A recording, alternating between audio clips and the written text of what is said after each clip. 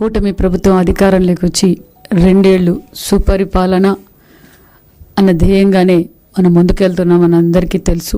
ఈ 2 సంవత్సరాల్లో ఒక పక్క సంక్షేమ పథకాలు, ఒక పక్క అభివృద్ధి కార్యక్రమాలు, ఒక పక్క ఈ రాష్ట్రానికి మరి సంపద కావాలి, ఈ రాష్ట్రం భావితరాల భవిష్యత్తు కోసం బంగారు పునాదులు వేస్తూ ఒక పక్క పరిశ్రమలు, యువతకు భరోసా, మరి అనేక విధాలుగా అభివృద్ధి ధ్యేయంగా మరి కూటమి ప్రభుత్వం ప్రధానమంత్రి నరేంద్ర మోడీ గారి ఆశీర్వాదంతో, మన విజనరీ లీడర్ మాన్యశ్రీ ముఖ్యమంత్రి చంద్రబాబు నాయుడు గారి విజన్తో, మరి పవన్ కళ్యాణ్ మన డిప్యూటీ సీఎం పవన్ కళ్యాణ్ గారి సహకారంతో మరి కూటమి ప్రభుత్వం అభివృద్ధి ధ్యేయంగా మనం పనిచేస్తున్నామన్న విషయం మనందరికీ తెలుసు.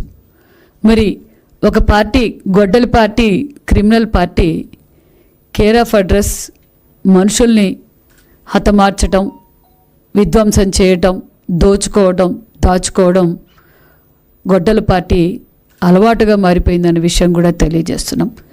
గతంలో అధికారంలో ఉన్నప్పుడు 151 అని చెప్పి రాష్ట్రాన్ని ఏ విధంగా భూస్థాపితం చేశారో మన రాష్ట్ర ప్రజలందరికీ తెలుసు. మరి ఏ విధంగా విధ్వంసం చేశారో, ఏ విధంగా బడుగు బడిగిన వర్గాలపైన, దళితులపైన ఏ విధంగా హత్యలు కావచ్చు, మరి వాళ్ళ ఆస్తులపై దోచుకోవడం కావచ్చు, మనం అందరం చూసాం.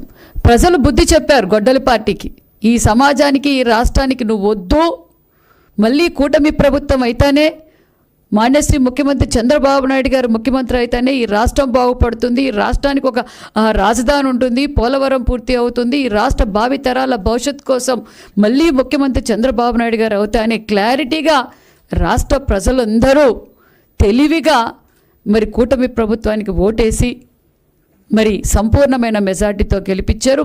ప్రజలు ఏ నమ్మకంతో అయితే ఓటేశారో ఆ నమ్మకాన్ని నిలబెట్టుకుంటున్న ప్రభుత్వం కూటమి ప్రభుత్వం. వారు అధికారంలో ఉన్నప్పుడు మరి ఏ విధంగా దౌర్జన్యాలు చేశారో, కుర్చీ కోసం మరి సొంత బాబాయినే రపరప నరకటం చూసాం. ఒక బీసీ బిడ్డ అమర్నాథ్ గౌడ్ని ఏ విధంగా, మరి చంద్రయ్య కావచ్చు, డాక్టర్ సుధాకర్ కావచ్చు, వాళ్ళ సొంత ఎమ్మెల్సీ మరి ఒక దళిత బిడ్డని డోర్ డెలివరీ చేయడం కూడా మనం చూసాం. మరి అధికారం పోయింది, ప్రతిపక్ష హోదా కూడా ఇవ్వలేదు ప్రజలు. మరి ఈరోజు అభివృద్ధి ధ్యేయంగా నిరంతరం ఈ రాష్ట్ర బంగారు భవిష్యత్ కోసం మన విజనరీ లీడర్ మాన్యశ్రీ ముఖ్యమంత్రి చంద్రబాబు నాయుడు గారు ఒక పక్క, మన డిప్యూటీ సీఎం పవన్ కళ్యాణ్ గారు, మన యువగలం అధినేత నారా లోకేష్ బాబు గారు ఈ రాష్ట్రం కోసం అహర్నిశలు కష్టపడుతూ ఉంటే, మరి ఈ జగన్మోహన్ రెడ్డి గారు గొడ్డల్ పార్టీ అధినేత, క్రిమినల్ పార్టీకి కేర్ ఆఫ్ అడ్రస్ గొడ్డల్ పార్టీ అనే విషయం మనందరికీ తెలుసు.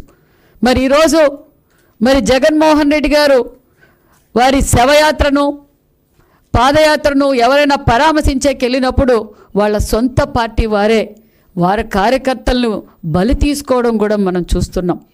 మరి అదేవిధంగా మనం చూస్తూనే ఉన్నాం. నేను వైసీపీ కార్యకర్తలకు నేను తెలియజేసేది ఒకటే, మీరు ఒక్కసారి ఆలోచించుకోండి. మీరు పాము పడగ కింద ఉన్నారన్న విషయం ఒక్కసారి ఆలోచించండి.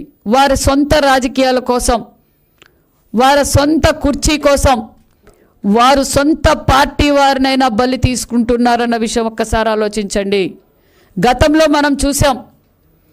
ఒక్కసారి వైసీపీ పార్టీ కార్యకర్తలు జగన్మోహన్ రెడ్డి గారి బ్యాచ్ ఏ విధంగా రెచ్చగొడుతున్నారో ఒక్కసారి వైసీపీ పార్టీ కార్యకర్తలు, ముఖ్యంగా బడుగు బడిగిన వర్గాలు ప్రజలు మీరు ఆలోచించాలి. నా బడుగు బడిగిన వర్గాలని చెప్పి ఓటేయించుకున్న జగన్మోహన్ రెడ్డి బడుగు బడిగిన వర్గాలు ఏ విధంగా ఇబ్బంది పడ్డారో మనం అందరం చూసాం. మరి బడుగు బడిగిన వర్గాలకు పెద్దపీట వేసింది, హక్కును చేర్చుకుంది ఆనాటి అన్న నందమూరి తారక రామారావు నుంచి ఈనాటి లోకేష్ బాబు గారు అన్న విషయాన్ని కూడా మీకు అందరికీ తెలియజేస్తున్నాం. ఈరోజు బడుగు బడిగిన వర్గాల అన్ని రంగాల్లోనూ వన్ ఫ్యామిలీ వన్ ఎంటర్ప్రెనర్గా తయారు కావాలి, ప్రతి ఒక్కరూ ఎంటర్ప్రెనర్గా తయారు కావాలనే ఈరోజు ఈ రాష్ట్రానికి బీసీలంటే బ్యాక్వర్డ్ కాదు, బ్యాక్ బోన్గా తయారు కావాలని ముఖ్యమంత్రి చంద్రబాబు నాయుడు గారు ఒక పక్క, మరి యువగలం అధినేత నారా లోకేష్ బాబు గారు కష్టపడుతున్నారు. మరి వైసీపీ పార్టీ వారు ఏం చేస్తున్నారు? గొడ్డల పార్టీ ఏ విధంగా రెచ్చగొడతా ఉందో ఒక్కసారి ఆలోచించండి. 5 సంవత్సరాల్లో వైసీపీ పార్టీ ఏం చేసింది, ఈ కూటమి ప్రభుత్వం ఈ 2 సంవత్సరాల్లో ఏ విధంగా లా అండ్ ఆర్డర్ విషయంలో కావచ్చు, అభివృద్ధిలో కావచ్చు, సంక్షేమ పథకాల్లో కావచ్చు, ఈరోజు ఎంత క్లారిటీగా ఎంత అభివృద్ధిలో మనం పరుగులు పెడుతున్నామో ఒక్కసారి ఆలోచించాలి. మేము పార్టీలకు అతీతంగా, మతాలకు అతీతంగా, ప్రాంతాలకు అతీతంగా ఈరోజు అభివృద్ధి ధ్యేయంగా పనిచేస్తూ ఉంది కూటమి ప్రభుత్వం. మరి వైసీపీ పార్టీ వారు సొంత పార్టీ వారినే వాళ్ళ లబ్ధి కోసం, రాజకీయం కోసం డైవర్షన్ చేస్తూ ఈరోజు సొంత పార్టీ వారినే బలి తీసుకుంటా ఉందనే విషయం కూడా మీకు తెలియజేస్తున్నాం. మరి దేవరపల్లిలో జగన్ అరాచక యాత్రలో వైసీపీ సైకోల వల్ల చిరు వ్యాపారి గడ్డం మరి మునేశ్వరరావు గారు బలి కావడం మనం అందరం చూసాం. అంతేకాకుండా పలాసలో దానయ్య యాదవ్, మరి దానయ్య యాదవ్ ఏ విధంగా చనిపోయాడో మనందరికీ తెలుసు. దానయ్య యాదవ్ ఒక గొర్రెల కాపరి దగ్గర కూలి వ్యక్తిగా పనిచేసేవారు దానయ్య యాదవ్. అతనికి 2 పిల్లలు, ఒక భార్య. నిజంగా మరి చాలా నిరుపేద కుటుంబం. కూలి పని చేస్తే తప్ప ఆ సంసారం ముందుకు సాగదు. మరి దానయ్య కుటుంబాన్ని పరామర్శించరు జగన్మోహన్ రెడ్డి గారు. ఎవరైతే చంపారో వారిని వెళ్ళి పరామర్శిస్తారు. వారికి నేనున్నాను భరోసా అంటున్నారంటే బడుగు బడిహీన వర్గాలారా ఒక్కసారి ఆలోచించండి. దానయ్య కుటుంబం గురించి ఆలోచించండి. జగన్మోహన్ రెడ్డి గారి సైకో ఆలోచనల గురించి మీరు ఆలోచించండి. బజార్లో పడ్డ కుటుంబాన్ని పరామర్శించలేదు. 44 సంవత్సరాలు అయిపోయింది, వయసు అయిపోయింది అంటున్నాడు. 44 సంవత్సరాలకు వయసు అయిపోయిందా? పిల్లవాడు అంటున్నాడు. చంపిన వాడినేమో పిల్లవాడు. మరి చనిపోయిన వ్యక్తికి 44 సంవత్సరాలు అయిపోయింది, ఇంకేముంది జీవితం అంటున్నారు. మరి అవినాష్ రెడ్డి గారి జీవితం ఎంత, వయసు ఎంత? జగన్ రాంబాబు గారి వయసు ఎంత? జోగి రమేష్ గారి బాబు వయసు ఎంత? అంటే మీరు కుర్చీల్లో కూర్చోవడానికి మాత్రం వయసు కావాలి. మా బీసీల బిడ్డ, బలుగు బలహీన వర్గాలు ఈరోజు ఒక దానయ్య యాదవ్ చనిపోతే వారి కుటుంబాన్ని పరామర్శించకుండా మరి జగన్మోహన్ రెడ్డి గారు ఎవరైతే చంపారో వారిని పరామర్శిస్తున్నారో అంటే ఒక్కసారి బడుగు బలహీన వర్గాలు కూడా ఆలోచించవలసిందిగా కూడా కోరుకుంటున్నాను. అంతేకాకుండా మరి పల్నాడు జిల్లాలో పెంటపాళ్ళ ప్రకటనలో సింగయ్య ఆయన కార్యకర్త ఆయన కారు కిందే బలి తీసుకుంటే కనీసం హాస్పిటల్కి కూడా తీసుకెళ్లాలనే ఆలోచన అంటే ఏ విధంగా ఉందో. ఆయన కుర్చీ బాగుండాలి, ఆయన కుర్చీ కావాలనే ఉద్దేశమే తప్ప మరి సింగయ్య వారి కార్యకర్త అనే విషయం మరొక్కసారి కూడా మీకు తెలియజేస్తున్నాం. అంతేకాకుండా అదే రోజు మరి అంబులెన్స్ కనీసం ఎవరైనా కనీసం 5 సంవత్సరాలు ముఖ్యమంత్రిగా ఒక గొడ్డల పార్టీకి అధినేతగా ఉన్న జగన్మోహన్ రెడ్డికి అంబులెన్స్ వస్తే సైడ్ ఇచ్చి అంబులెన్స్ని పంపించాలని కనీస విజ్ఞత జ్ఞానం కూడా లేకపోవడంతో మరి 2 గంటల సేపు ట్రాఫిక్ జామ్ కావడంతో మరి మధు అనే అబ్బాయి చనిపోవడం కూడా జరిగిందన్న విషయం మీకు తెలియజేస్తున్నాం. జగన్ అరాచక యాత్రలో వైసీపీ కార్యకర్త జయవర్ధన్ రెడ్డి ప్రాణాలు కోల్పోయారు. వారి సొంత కార్యకర్తే మరి వాళ్ళ మధ్య విభేదాలు రావడం వల్ల అవసరాని కోసం వాడుకోవడం, మళ్ళీ హతమార్చడం కూడా వైసీపీ కార్యకర్తలు ఆలోచించాలన్న విషయం కూడా తెలియజేస్తున్నాం. మరి ఇబ్రహీం పట్టణంలో కూడా భార్గవ్ ప్రాణాలు బలిగొనగటం, అంతేవిధంగా రాంబాబు కూడా మరి బలి కావడం కూడా మనం చూసామన్న విషయం తెలియజేస్తున్నాం. అంతేకాదు కడపలో జగన్మోహన్ రెడ్డి గారి మేనమామ అనుచరుడు నిత్యానంద రెడ్డి చేతుల్లో వైసీపీ కార్యకర్త దస్తగిరి బలి కావడం కూడా మనందరికీ తెలుసు.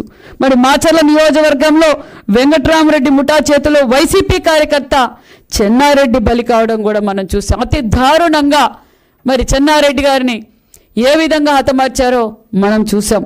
మరి అంతేకాదు మరి ఈరోజు సునీతమ్మ గారు కూడా చెప్పారు, వైఎస్ సునీతమ్మ గారు వివేకానంద రెడ్డి గారి హత్య మొట్టమొదటిగా తెలిసింది జగన్మోహన్ రెడ్డి గారికే అన్న విషయం కూడా మరి తెలియజేయడం. అంటే కుర్చీ కోసం బాబాయ్ అయినా సరే, కార్యకర్త అయినా సరే, వైసీపీ నాయకులైనా వాళ్ళు బలి తీసుకోవడానికి సిద్ధంగా ఉన్నారన్న విషయం కూడా తెలియజేస్తున్నాం. మరి జగన్ గారు అడిగేస్తే విధ్వంసం, మరి మాట్లాడితే అబద్ధాలన్న విషయం కూడా మీకు తెలియజేస్తున్నాం. ఇది వైసీపీ పార్టీ కాదు, ఇది నేరస్తుల ముఠా అన్న విషయాన్ని కూడా మీకు తెలియజేస్తున్నాం. నేను తెలియజేసేది ఒకటే, ఒక్కసారి ఈ రాష్ట్రం కోసం కూటమి ప్రభుత్వం, ముఖ్యమంత్రి చంద్రబాబు నాయుడు గారు ఏ విధంగా కష్టపడుతున్నారో మనందరికీ తెలుసు. ఈ 2 సంవత్సరాల్లోనే భారతదేశంలోనే ఎక్కడా జరగని అభివృద్ధి మన కూటమి ప్రభుత్వంలో జరిగిందన్న విషయం కూడా తెలియజేస్తున్నాం. నేను పదే పదే చెప్తున్నది ఒకటే, ఈరోజు బడుగు బడిగిన వర్గాలు అన్ని రంగాల్లోనూ ఉన్నారు అంటే దానికి తెలుగుదేశం పార్టీ పునాదులు అన్న విషయం కూడా తెలియజేస్తున్నాం. ఈరోజు తెలుగుదేశం పార్టీ అన్న నందమూరి తారక రామారావు నుంచి ఆనాటి నుంచి ఈనాటి వరకు ఈరోజు బీసీలకు పెద్దపీట వేస్తున్నాం. మీరు ఒక్కసారి ఆలోచించి ఈరోజు అన్ని విధాలుగా ఈరోజు పరిశ్రమలు భారతదేశంలోనే ఎక్కువగా పరిశ్రమలు మన రాష్ట్రానికి వచ్చాయంటే ఎక్కువగా లబ్ధి పొందేది బడుగు బడిగిన వర్గాలన్న విషయం మీకు తెలియజేస్తున్నాం. మెగా డిఎస్సి నుంచి కూడా కులాలకు మతాలకు మరి అతీతంగా మెగా డిఎస్సి జరిగింది. మెగా డిఎస్సి జరగటం వల్ల మరి ఎంతమంది బీసీ బిడ్డలు మరి డిఎస్సిలో క్వాలిఫై అయ్యారో మనందరికీ తెలుసు. మరి మేము మొట్టమొదటి సంతకం పెట్టిందే మెగా డిఎస్సి మీద సంతకం పెట్టాం. మరి జగన్మోహన్ రెడ్డి గారు 5 సంవత్సరాల్లో మరి ఏ విధంగా డిఎస్సి ఇచ్చారో మరి నేను ప్రతి సంవత్సరం మెగా డిఎస్సి అన్నారు, జాబ్ క్యాలెండర్ అన్నారు, సంపూర్ణ మద్యపాన నిషేధం అన్నారు. నేను కుర్చీలో కూర్చుంటానే నేను ముఖ్యమంత్రి అవుతానే 2000 ఉన్న పెన్షన్ని 3000 చేస్తానని చెప్పి 5 సంవత్సరాలు ప్రజలను మోసం చేశారు.